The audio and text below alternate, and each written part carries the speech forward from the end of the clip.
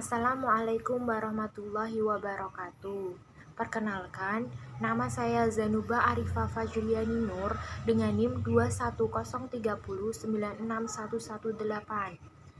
Di sini saya akan mempresentasikan mata kuliah Bahasa Indonesia dan Karya Tulis Ilmiah dengan judul Kalimat Efektif. Apa sih sebenarnya kalimat efektif itu? Pengertian kalimat efektif. Kalimat efektif adalah kalimat yang disusun berdasarkan kaidah-kaidah yang berlaku, seperti unsur penting dalam kalimat, ejaan, dan juga pemilihan diksi atau kata. Kalimat efektif lebih mudah dipahami oleh para pembaca dan pendengar. Kalimat efektif juga biasanya digunakan pada tulisan ilmiah seperti makalah, skripsi, tesis, laporan penelitian, dan sebagainya. Kalimat efektif juga mempunyai beberapa ciri-ciri. Ciri-ciri kalimat efektif yaitu 1. Memiliki diksi yang tepat. 2. Mempunyai unsur pokok, minimal, subjek, dan predikat. 3. Taat terhadap ejaan yang berlaku. 4. Didasarkan pada pemilihan kata yang baik. Dan yang terakhir adalah mengacu pada penghematan penggunaan kata. Selanjutnya adalah syarat kalimat efektif. Kalimat efektif mempunyai 6 syarat, yaitu 1. Kesepadanan. Kesepadanan adalah keseimbangan antara pikiran atau gagasan dengan struktur bahasa yang dipakai. Kesepadanan mempunyai beberapa ciri, yaitu 1. Kalimat itu mempunyai subjek predikat yang jelas. Kejelasan subjek dan predikat dapat dilakukan dengan cara menghindari penggunaan kata depan di, dalam, bagi, untuk, pada, dan sebagainya. Contohnya adalah kepada hadirin dimohon berdiri. Kalimat tersebut merupakan kalimat yang tidak efektif. Akan lebih baik jika diubah menjadi hadirin dimohon berdiri. Ciri yang kedua adalah tidak terdapat subjek ganda. Contohnya adalah orang itu wataknya jahat. Dalam kalimat tersebut terdapat subjek ganda, yaitu orang itu dan wataknya. Akan lebih baik jika diubah menjadi orang itu berwatak jahat atau watak orang itu jahat. Ciri yang ketiga adalah sebaiknya tidak menggunakan kata penghubung intrakalimat pada kalimat tunggal. Kata penghubung tersebut seperti sehingga, dan, atau, lalu, kemudian, sedangkan, dan bahkan. Syarat yang kedua adalah keparalelan. Keparalelan adalah kesamaan atau kesejajaran bentuk kata yang digunakan dalam kalimat itu. Artinya, apabila bentuk pertama menggunakan ungkapan nominal, maka bentuk kedua dan seterusnya menggunakan bentuk nominal. Begitu pula sebaliknya, apabila ungkapan pertama menggunakan bentuk verbal, maka ungkapan kedua dan seterusnya menggunakan bentuk verbal. Contohnya adalah semakin berumur, seharusnya manusia itu semakin bermoral, bijaksana, dan tanggung jawab. Kalimat tersebut merupakan kalimat yang tidak efektif karena tanggung jawab merupakan bentuk adjektifal. Akan lebih baik jika diubah menjadi semakin berumur, seharusnya manusia itu semakin bermoral, bijaksana, dan bertanggung jawab. Syarat yang ketiga adalah kehematan.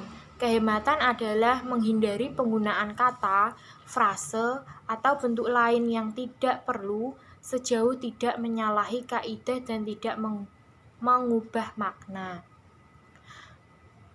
Kehematan ini dapat dilakukan dengan cara hindari pengulangan subjek yang tidak diperlukan. Kedua, hindari penggunaan superordinat pada hiponimi kata. Contoh kata berhiponim adalah bunga, yang merupakan superordinat dari kata mawar, melati, anggrek, dan sebagainya. Yang ketiga adalah hindari kesinoniman satu kalimat. Dan ciri yang terakhir adalah hindari penjamakan kata-kata yang sudah berbentuk jamak. Syarat yang keempat adalah kecermatan. Kecermatan adalah kalimat yang tidak menimbulkan pengertian ganda dan tepat dalam pilihan kata. Contohnya adalah saya suka melihat pertunjukan wayang. Kalimat tersebut merupakan kalimat yang tidak tepat. Akan lebih baik jika diubah menjadi saya suka menonton pertunjukan wayang. Syarat yang kelima adalah kepaduan. Kepaduan adalah informasi yang disampaikan tidak terpecah-pecah. Kepaduan memiliki ciri-ciri sebagai berikut. 1. Kalimat yang padu tidak bertele-tele. Kedua, kalimat yang padu menggunakan pola aspek, agent, dan verbal secara berturut-turut. Dan yang ketiga adalah kalimat yang padu tidak perlu menyisipkan sebuah kata antara predikat, kata kerja transisi, dan objek penderita. Dan syarat yang terakhir atau keenam adalah kelogisan. Kelogisan adalah ide yang ada dalam kalimat itu dapat diterima oleh akal dan sesuai dengan ejaan yang berlaku. Contohnya adalah kepada Bapak Kepala Sekolah, waktu dan tempat dipersilahkan. Kalimat tersebut merupakan kalimat yang tidak efektif. Akan lebih baik jika diubah menjadi Bapak Kepala Sekolah dipersilahkan menyampaikan pidatonya. Selanjutnya adalah unsur kalimat efektif.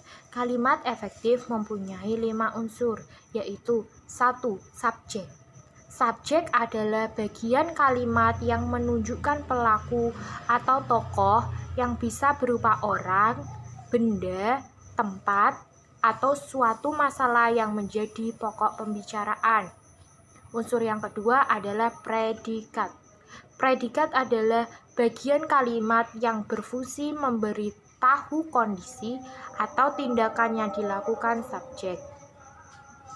Predikat juga bisa menyatakan sifat, situasi, status, ciri, atau jati diri subjek. Unsur yang ketiga adalah objek. Objek adalah bagian kalimat yang menunjukkan benda atau sesuatu hal yang menjadi sasaran untuk melengkapi predikat.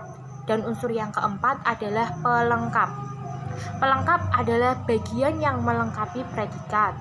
Pelengkap berada di belakang predikat dan juga bisa menjadi posisi objek. Dan unsur yang terakhir adalah keterangan. Keterangan adalah bagian kalimat yang menerangkan berbagai hal mengenai kata tersebut. Keterangan menjelaskan subjek, predikat, objek, dan pelengkap. Kalimat bisa dikatakan efektif, tidak harus memiliki semua unsur tersebut, minimal mempunyai subjek dan predikat saja. Dan yang terakhir adalah contoh kalimat efektif. Di bawah ini terdapat contoh kalimat efektif dan tidak efektif. 1. Andi membelikan pulsa adiknya. Kalimat tersebut merupakan kalimat yang tidak efektif. Kalimat efektifnya adalah Andi membeli pulsa untuk adiknya.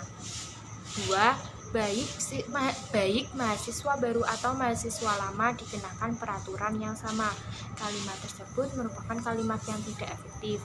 Kalimat efektifnya adalah seluruh mahasiswa dikenakan peraturan yang sama. Dan contoh yang terakhir adalah yang menjadi sebab banjir adalah pembuangan sampah di hilir sungai. Kalimat tersebut tidak kalimat efektif. Kalimat efektifnya adalah penyebab banjir adalah pembuangan sampah di hilir sungai. Sekian presentasi dari saya. Apabila ada kesalahan kata, penulisan, dan tingkah laku, mohon maaf. Terima kasih. Wassalamualaikum warahmatullahi wabarakatuh.